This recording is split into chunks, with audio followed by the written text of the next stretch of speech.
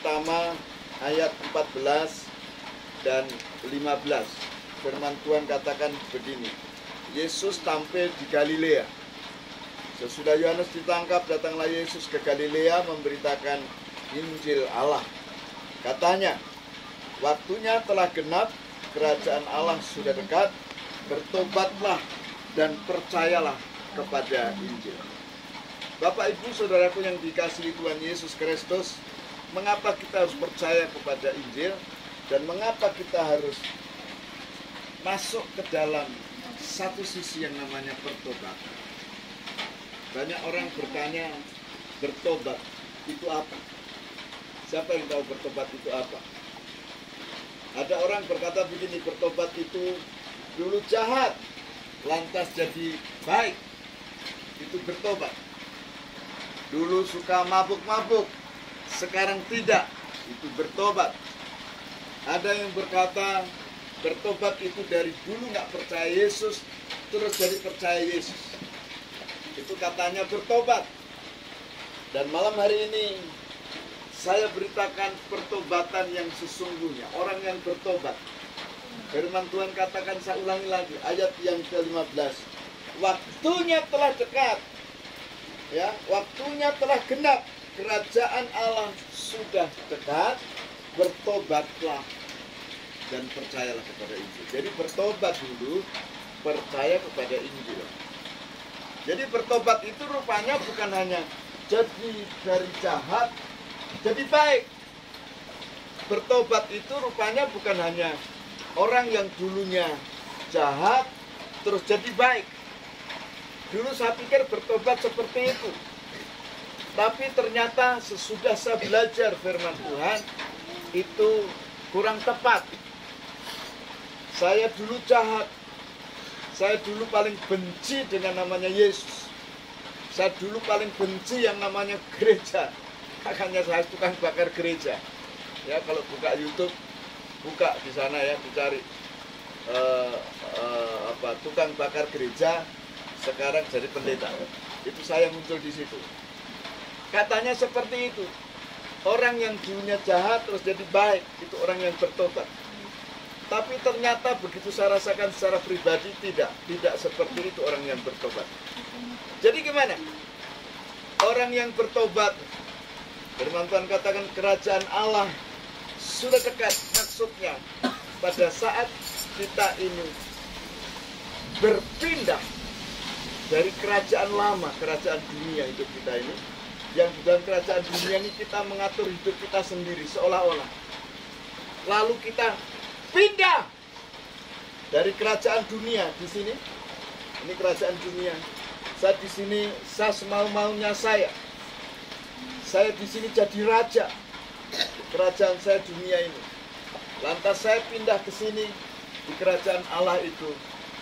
Rajanya satu, yaitu Yesus. Itu yang dimaksud. Dari tahun ke tahun saya berjuang untuk belajar ini. Kenapa kerajaan Allah sudah dekat? Yang dimaksud itu orang yang bertobat rupanya. Berpindah dari kerajaan dunia, kerajaanku sendiri yang dulu ku atur sendiri. Aku pindah kepada kerajaan Allah. Kerajaanku sekarang bukan kerajaan dunia. Kerajaanku sekarang adalah kerajaan yang dipimpin oleh Yesus. Jadi bukan hanya berbuat baik. Di Injil diceritakan seorang muda. Dia bertanya, bagaimana supaya saya masuk kepada kerajaan Allah? Yesus katakan apa? Kamu sudah melakukan hukum Taurat belum? Sudah kulakukan semua itu. Sudah kulakukan semua. Aku tidak mengambil istri orang, aku tidak mengambil suami orang, aku tidak kawin cerai, aku tidak, dan lain sebagainya. Aku berbuat baik, semua sudah kulakukan. Lantas Yesus katakan begini, kalau kamu ingin sempurna, katanya apa? Hartamu itu dijual semua, bagikan kepada orang miskin. Kalau hanya berbuat baik, orang bertobat itu, kalau hanya berbuat baik, apakah nggak sama dengan agama-agama lain? Di sana itu orang berbuat baik loh. Berbuat baik. Dulu saya pernah melakukan ini. Saya merampok. Sesudah saya merampok, saya bagi rampokan saya ini untuk orang-orang miskin. Apakah saya nggak baik? Saya baik. Saya dapat masa di Banten sana. Di wilayah mulai dari Merak, Cilegon, Anyer. Semua orang kenal saya. Karena saya dilihat saya orang baik. Suka membagi-bagi uang. Walaupun itu hasil rampok. Apakah itu bertobat? Tidak. Saya pernah sesudah jadi hamba Tuhan, cuma dikasih uang segini. Uang itu. Saya tanya, berapa? Dia sebutkan sekian. Banyak sekali. Benar-benar banyak. Segini itu susunannya 1, 2, 3 saya hitung. Jadi sekitar 300-an juta. Saya tanya, ini uang apa? Enggak Pak, saya pengen ngasih Pak ini. Saya tanya Tuhan dulu. Kalau Tuhan katakan terima, saya akan cari Bapak. Tapi kalau saya nggak cari, saya nggak mau terima. Apa yang terjadi? 2 hari masuk di TV orang itu, ditangkap tangan karena korupsi. Sekarang saya tidak mau lagi pelayanan saya oleh karena uang. Saya mengabarkan berita Natal ini, berita pertobatan ini sangat penting. Kalau kita masih memerintah hidup kita sendiri, kita ini kan kadang-kadang kan, dunia ini milik saya. Betul? Dunia ini milik saya. Orang-orang bisa saya perintah. Saya punya kerajaan, yaitu kerajaan dunia ini. Saya bisa perintah siapa saja karena uang saya dulu banyak. Saya bertobat bukan pada saat saya miskin. Maaf, bukan pada saat saya nggak ada uang, lantas ada orang Kristen kasih Indomie, lantas saya jadi Kristen. Enggak. Uang saya banyak. Saya sempat punya tambak 5 hektar. Itu 1 hari. Sekarang ini. Itu lumayan, hasilnya lumayan. Belum dari undangnya, belum dari bandengnya, belum dari ikan-ikan yang lain. Tetapi hidup saya tidak pernah kenal Tuhan. Dan saya bertobat, sesudah saya bertobat, hidup saya diperintah Tuhan. Yesus memerintah hidup saya, kemana saja dia perintahkan, saya pergi. Saya tidak pernah takut. Dana, biaya, sarana saya pergi kemana saja, saya yakin Tuhan yang cukupkan. Amin. Hidup saya tidak kaya, tapi hidup saya pas-pasan. Maksudnya pas saya butuh, ada. Amin. Pas-pasan, pas saya butuh ada. Saya baru namanya menikmati hidup sekarang ini. Saya nggak banyak uang, tetapi saya punya uang. Buat apa saya gembel uang? Buat apa saya kantongin uang kemana-mana? Ada bank. Hidup saya nggak ada takut lagi. Dulu saya takut. Ketemu polisi takut. Kenapa? Saya merampok. Saya bunuh orang. Takut ketemu polisi. Tapi berapa bulan yang lalu, 2 minggu berturut-turut saya diminta untuk melayani Brimob. Saya sekarang tidak takut lagi ketemu dengan polisi. Saya bersahabat kental. Karena hidup saya sekarang dipimpin di dalam kerajaan Allah yang sebenarnya. Amin. Berapa kali saya diancam. Berapa kali saya diancam untuk dibunuh. Saya katakan, nggak usah ancam-ancam, nggak usah mau dibunuh, saya sudah tua, nanti mati sendiri. Buat apa takut mati? Karena saya sudah di dalam kerajaan terang. Di dalam kerajaan yang baru ini, saya mengalami hidup yang berkemenangan. Sehingga saya nggak takut lagi. Raja saya adalah raja di atas segala raja. Yaitu Tuhan itu sendiri. Yang membuat nafas saya ini hidup. Membuat saya ada. Membuat saya bisa berjalan kemana-mana. Setua ini saya masih bisa naik sepeda motor jauh. Dari Buntok ke Kalteng 4 jam. Beberapa beberapa bulan yang lalu dari Kalteng ke Kaltim masih bisa naik sepeda motor. Di usia saya sekarang kekuatan saya tidak berkurang, kekuatan saya bertambah. Amin. Karena Yesus sebagai Tuhan yang sudah menjadi Raja, memerintah hidupku, dan Dia melengkapi setiap kebutuhan. Amin. Bertobat itu, saudaraku. Bertobat itu. Berpindah dari kerajaan maut, dari kerajaan dunia, berpindah kepada kerajaan yang rajanya begitu baik.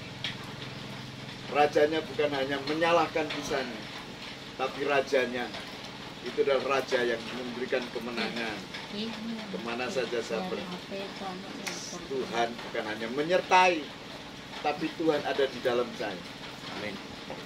Agama-agama yang lain mengajarkan Allah menyertaimu, Allah beserta kita. Itu agama-agama yang lain. Tapi hanya di dalam kekristenan mengatakan apa? Dikatakan apa? Tinggallah di dalamku dan aku tinggal di dalam. Sekarang pertanyaannya, sudah yakinkah Tuhan ada di dalammu? Mungkin. Hanya orang dua aja yang bilang itu. Apakah masih disertai Tuhan di sampingmu? Tuhan di belakangmu? Tuhan di depanmu? Kalau masih Tuhan di depanmu, Tuhan di sampingmu, malam hari ini jangan hanya puas disertai Tuhan. Kita harus hidup menyatu dengan Tuhan. Amin. Tuhan di dalamku, aku tinggal di dalam Tuhan. Sehingga apa yang kubuat Tuhan yang kontrol. Apa yang saya buat Tuhan yang kontrol. Dan melalui pengontrolan Tuhan itu, saya meyakini saya tidak pernah salah. Di usia tua saya dikasih pendamping yang masih muda dan cantik. Loh serius? Cantik kan ini, yang baju kuning cukup cantik lumayan. Lumayan. Kenapa? Untuk mendampingi aku, untuk mengurus hidupku, dan supaya hidupku berkemenangan tadi. Saya bukan pamerkan, bukan. Tetapi saya saksikan bagaimana Tuhan itu baik. Apa yang tidak pernah kupikirkan, apa yang tidak pernah kulihat, apa yang tidak pernah kudengar, Tuhan sediakan bagi orang yang mengasihi Tuhan. Pertanyaannya, sudahkah Anda mengasihi Tuhan? Yang pertama tadi, sudahkah Allah tinggal di dalammu? Dan Anda tinggal di dalam Tuhan? Yang kedua pertanyaannya, sekarang ini, pertanyaannya, bagaimana keadaanmu sekarang? Sudahkah Anda hidup di dalam pertobatan yang sungguh-sungguh? Benar-benar bertobat itu benar berpindah kerajaan. Kalau engkau sudah pindah kerajaanmu itu, maka saya yakin, saya percaya, apa yang tidak pernah kau lihat, engkau akan bisa lihat. Apa yang tidak pernah kau dengar, itu akan terjadi. Yakin, aku yakin, itu bahasa Arab. Ya artinya, seyakin-yakinnya. Seyakin-yakinnya akan mengalami. Orang takut dengan COVID. Saya kena COVID 3 kali. Dan sampai hari ini saya masih hidup. Itu luar biasa. Anak-anak saya bilang, Pak, Bapak itu sudah tua. COVID itu kabarnya menyerang orang tua dan punya penyakit bawaan. Saya orang tua dan punya penyakit bawaan, gula. Tapi saya tidak pernah terpengaruh hal itu. Sampai hari ini saya masih eksis dengan istri saya. Istri saya pernah kena sekali. Masuk rumah sakit. Dan saya terus bergandengan tangan setiap jam 3 pagi. Saya berdoa. Sesudah itu siaran. Ya, Bapak Ibu Saudara yang pengen lihat muka saya, pengen lihat, dengar firman Tuhan setiap hari, ikuti di YouTube Pelayanan Misi Kalimantan. Maka di sana akan melihat setiap hari, pagi jam 4:30 dan malam jam 9 malam. Anda akan melihat saya dan istri saya tayang. Dan saya juga tayang di channel-channel lain. Masuk di Wusu tadi siang, dan besok pagi jam 5 di Mazmur 23. Saya terus menyampaikan firman Tuhan. Firman Tuhan di dalam Injil itu ada keselamatan. Keselamatan yang sejati. Sampai orang Jawa itu punya anak dinamakan Selamat. Maksudnya biar selamat. Tapi saya katakan, tanpa Yesus nggak selamat. Karena keselamatan hanya di dalam nama Tuhan Yesus. Dalam bahasa Arab dikatakan Isabnu Maryam wajian fi dunia wal akhir wal mukharabin. Di dalam bahasa Arab, Isa anak Maryam, dia adalah roh Tuhan, dia roh Allah itu, dan dia juga sebagai firman Allah yang hidup. Kalimatullah, Isa fa'inahu rahullah wa kalimatullah. Makanya tidak heran, saya kemana-mana kami beritakan tentang Injil kepada siapa saja. Karena Injil bukan hanya untuk orang Kristen sebenarnya, tapi Injil itu untuk semua orang. Injil untuk semua orang. Semua orang harus percaya kepada Injil. Karena di dalam Injil itu ada pengharapan. Di dalam Injil itu ada apa lagi? Ada keselamatan, ada berita tentang Yesus. Di dalam Injil itu. Good news. Kabar yang baru. Kabar yang baik. Kabarnya baiknya apa? Dulu manusia mencari keselamatan. Agama mengajarkan untuk selamat kita perlu melakukan kebaikan. Melakukan sholat sehari 5 kali. Akan tetapi mungkinkah bisa orang melakukan sholat, melakukan usaha sendiri? Nggak bisa. Karena yang punya kerajaan itu adalah Yesus. Untuk datang kepada Yesus, kita tidak perlu untuk kita melakukan ritual keagamawian. Tidak perlu. Percaya kepada Yesus, diselamatkan. Sehingga keselamatan kita ini oleh karena Tuhan. Bukan kita yang mencari keselamatan itu. Kita bukan yang mengusahakan keselamatan itu. Tidak. Tidak. Keselamatan itu dari Tuhan. Makanya dikatakan, bertobatlah dan percayalah kepada Injil.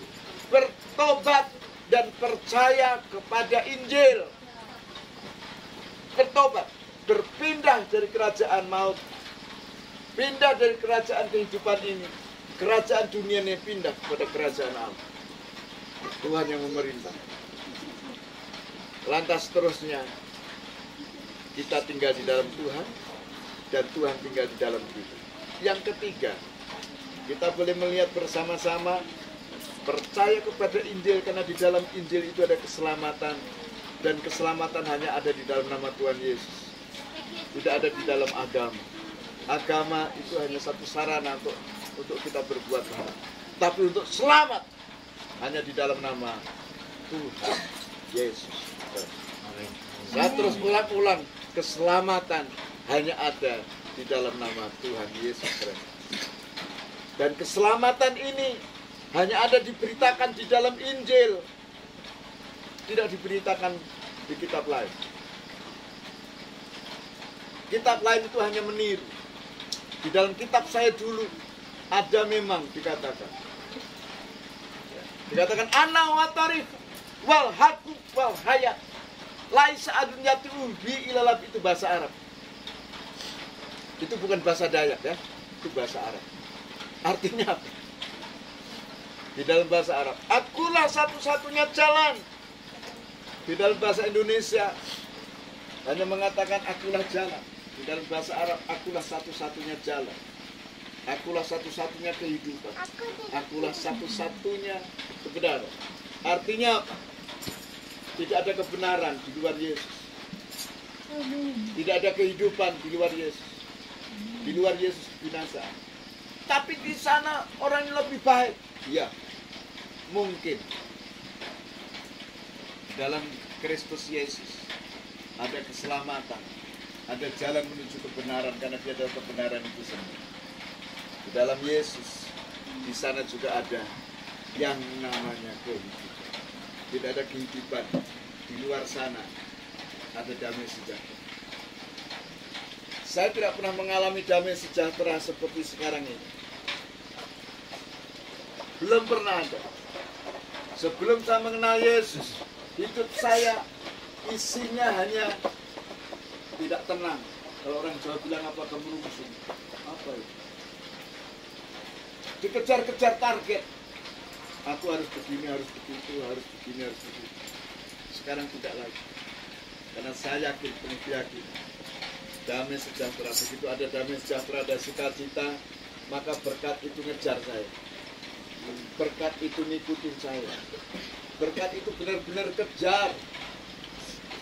Sampai orang itu minta nomor rekening, saya nggak kasih. Ini benar-benar terjadi. Minta rekening, nomor rekening, maksudnya dia mau memberi. Saya nggak kasih.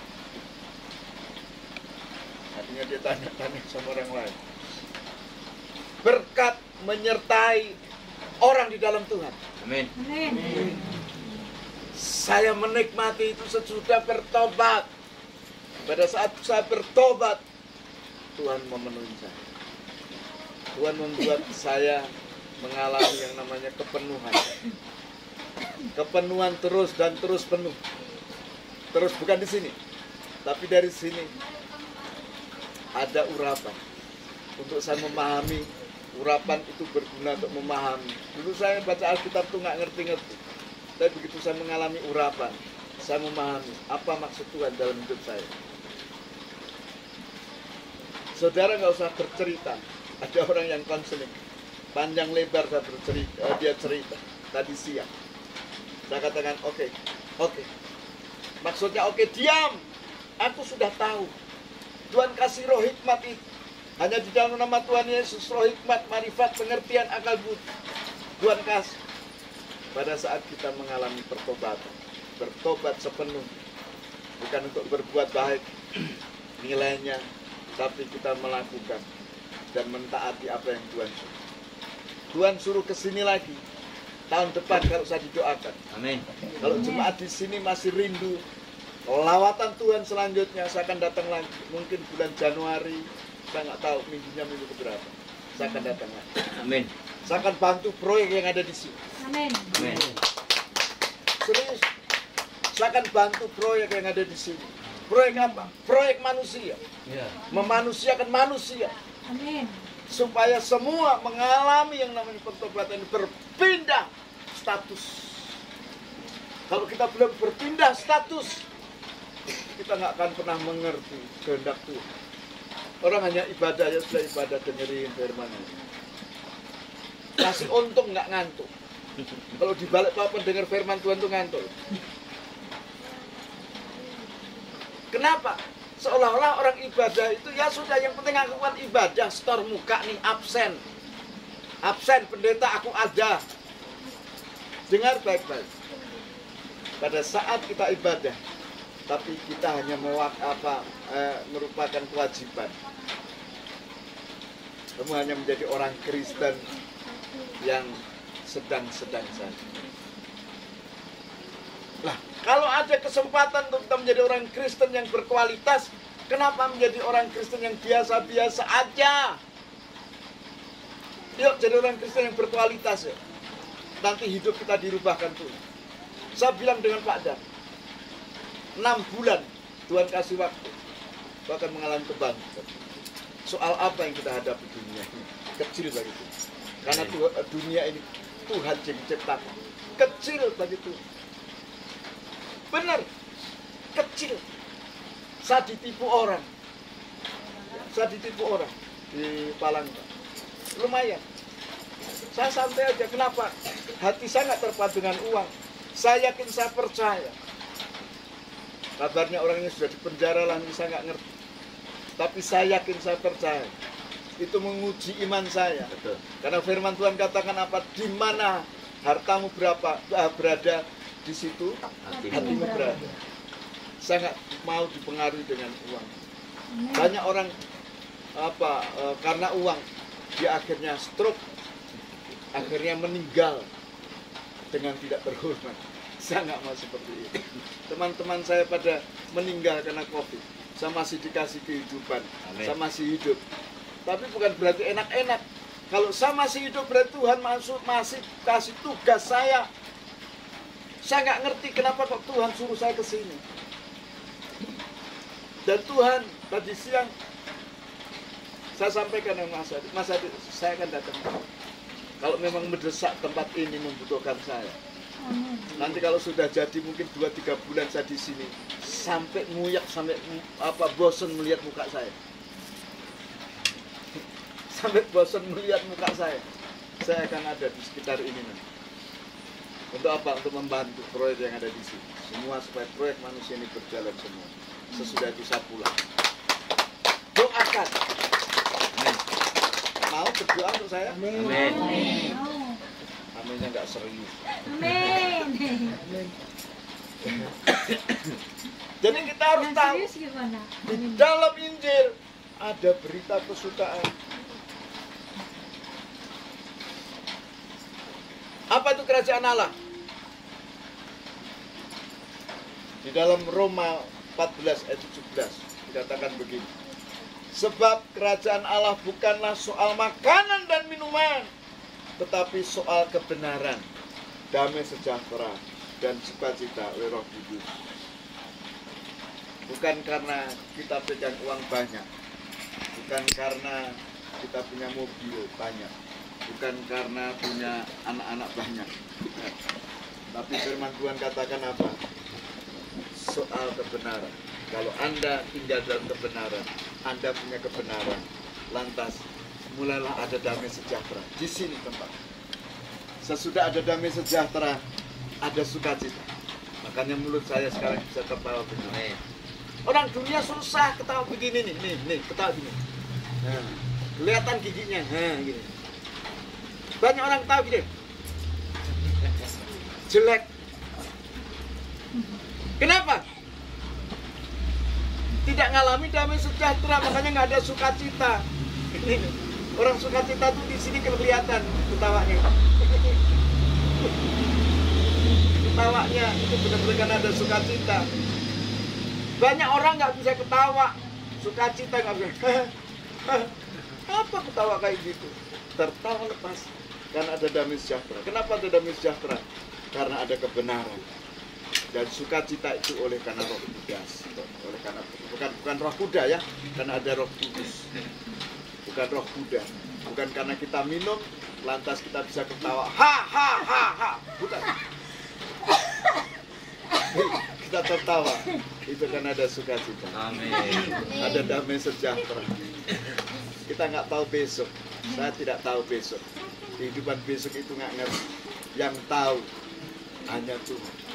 Kalau malam hari ini kita bisa dikasih hidup, suasana apapun tidak mempengaruhi hidupmu. Amin. Enggak.